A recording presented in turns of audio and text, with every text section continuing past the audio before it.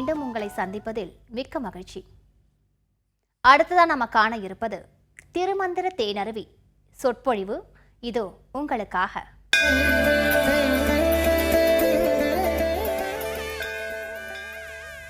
திருமூலருடைய திருமந்திர சிந்தனைகளில் மிக முக்கியமானது யாக்கை நிலையாமை, செல்வம் நிலையாமை, உயிர் நிலையாமை. 3 நிலையாமையை பிரித்து காட்டுகிறார்.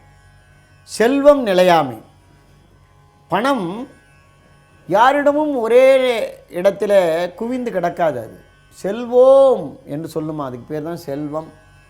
நீ எங்கே செல்வதுன்னு இவன் போட்டு பூட்டுறான் பொட்டியில். ஆனாலும் பூட்டினாலும் அதை உடைத்து எடுத்துக்கொண்டு போய் விடுகிறார்கள்.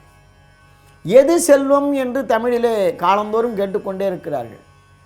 நம்முடைய அசையும் சொத்தா, அசையாத சொத்தா, நம் வங்கியில் இருக்கக்கூடிய, நம் கணக்கில் இருக்கக்கூடிய சொத்தா, எது செல்வம்? ஒரு அருளாளர் சொன்னார், ரொம்ப அற்புதமான ஒரு வரி, சிந்தனை. செல்வம் என்பது சிந்தையின் நிறைவே. நம்முடைய மனது நிறைஞ்சிருக்கு பாருங்க, அதுதான் செல்வம்னு சொன்னார். அப்போ பணம் இல்லாமலே மனம் நிறையக்கூடிய பல இடங்கள் இருக்கின்றன. ஒரு நல்ல புத்தகத்தை படிக்கின்றோம், அது அந்த புத்தகம் போய் நமக்குள்ளே ஒரு புதியது ஒரு ரசாயனத்தை உருவாக்குகிறது, மனம் நிறைகிறது, ஒரு புதிய சிந்தனையை, புதிய பார்வையை கொடுக்கிறதுன்னா அதுதான் செல்வம். ஒரு நல்ல ஒரு இசையை கேட்கிறோம், மனம் நிறைகிறது, அதுதான் செல்வம். எனவே நம்முடைய பையிலே இருக்கக்கூடிய செல்வம் செல்வம் அல்ல. செல்வம் என்பது சிந்தையின் நிறைவு, மனதினுடைய நிறைவு. அப்போ அல்கா நல்குறவு என்பது அவா எனப்படுமே. ஆசைதான் வறுமை என்று சொன்னார். ஆசை உள்ளவன் எவ்வளவு சம்பாதித்தாலும் அவனுக்கு அது போதாது. இவர் என்ன சொல்கிறார்? மகிழ்கின்ற செல்வமும் மாடும் உடனே அவிழ்கின்ற நீரின் கரம் போல் சென்று ஒழியும்.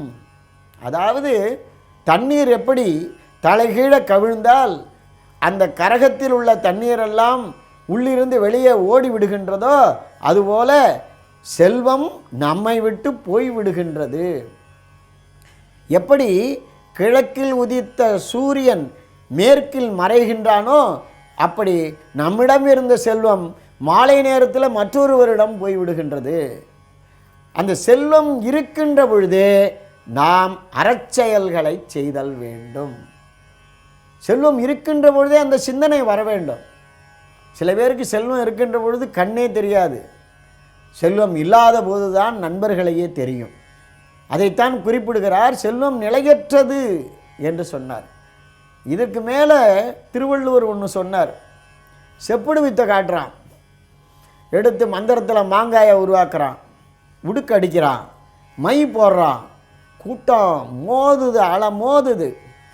கடைசியில் என்ன செய்கிறான்? அந்த வித்தைக்காரன் தாயத்து விற்பான். இந்த தாயத்தை யாரெல்லாம் வாங்கலிங்களோ அவனுக்கு வீட்டில் செல்வம் கொழிக்கும், வாங்காதவன் மூக்காலையும் வாயாலையும் ரத்தம் வரும்னு சொன்ன உடனே அவன் பிச்சுக்க ஆரம்பிப்பான். ஒத்தம் கூட இருக்க மாட்டான். ஏன்னா மூக்காலையும் வாயாலையும் ரத்தம் வருன்னோடனே பயந்து கொண்டு ஓடுவான்.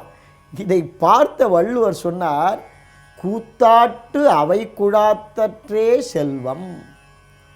அவன் செப்படி வித்தக்காரன் ஆரம்பித்த உடனே எப்படி கூட்டம் சேர்கிறது, திடீரென்று எப்படி கூட்டம் கலைந்து விடுகிறது, அப்படித்தான் உன்னுடைய பணப்பையில் பணம் இருப்பதும் உன்னிடமிருந்து பணம் பிரிவதும் என்று அழகாக சொன்னார்.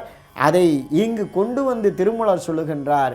எனவே உயிரும் சரி, உன்னுடைய இளமையும் சரி, அதாவது உன்னுடைய செல்வமும் சரி, அது உனக்கு சொந்தமானது அல்ல. காலம் அதை பறித்து கொண்டு போய்விடும். அது இருக்கின்ற பொழுதே நீ அதை வைத்து கொண்டு நல்ல அறச்சிந்தனைகளை செய், நல்ல தர்மங்களை செய். என்ன தர்மம் செய்வது? யாவருக்குமாம் இறைவருக்கு ஒரு பச்சிலை, யாவருக்குமாம் பசுவுக்கு ஒரு வாயுரை, யாவருக்குமாம் உண்ணும் போது ஒரு கைப்பிடி, யாவருக்குமாம் பிறருக்கு இன்னுரை தானே. ரொம்ப எளிமையான ஒரு தர்மத்தை திருமூலர் சொன்னார். உன்னுடைய செல்வத்தை நீ எப்படி பயன்படுத்த வேண்டும்? வள்ளுவர் சொல்லுவார் இல்லையா, அற்றார் அழி பசி தீர்த்தல் அகுதொருவன் பெற்றான் பொருள் வைப்புழி.